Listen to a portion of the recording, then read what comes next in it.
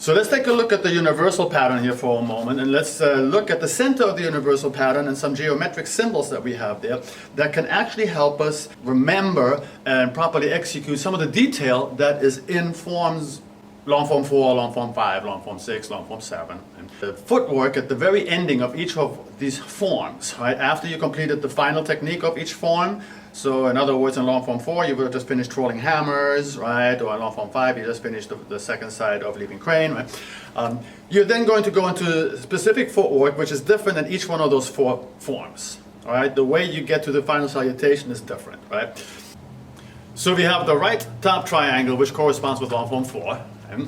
And we should also note that both of the top triangles in the universal pattern here, for long form 4 and long form 5, will use a front crossover in order to find the first corner of the triangle, while the second 2 triangles, that are basically flipped upside down, right, will use rear crossovers in order to find the first point or the first corner of the triangle. Right? So in long form 4, we're going to use a left front crossover in order to find the top of that triangle. And we're then going to step out with our right foot into a one-legged stance to find the second corner of the triangle. And we're then going to plant our foot right in the center of the universal pattern, and that gives us the third corner of the triangle, right?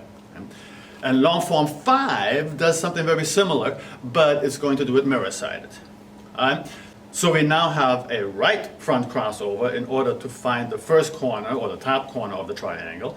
And we're now going to step the left foot out into a one-legged stance to find the second corner of the triangle. And of course the right foot is then going to step to the center of the universal pattern here, or finding the third corner of this triangle, right? So when we go to long form 6 and long form 7, we now do rear crossovers to find the first corner of the triangle. So when we look at long form 6, notice that we're going to use that left rear crossover. Right? And then we're going to find the right and the left top corners of the triangle by springing into the horse stance. That's why Mr. Parker worded it like that in the journals, right? It's not just stepping out with the right foot, because you have to make the adjustment with your left foot, because it was first at the bottom corner of the triangle and it has to finish as the top corner of the triangle. That's why you spring into the horse stance with both feet moving, right? And then when we get to long form 7, again we're going to use a rear crossover in order to find the first corner of the triangle. Right? And we're then going to take that same foot, the left foot, step it out to find the second corner of the triangle, and we're going to find that actually we were on the third corner of the triangle all along, which is again, of course, the center of the universal pattern.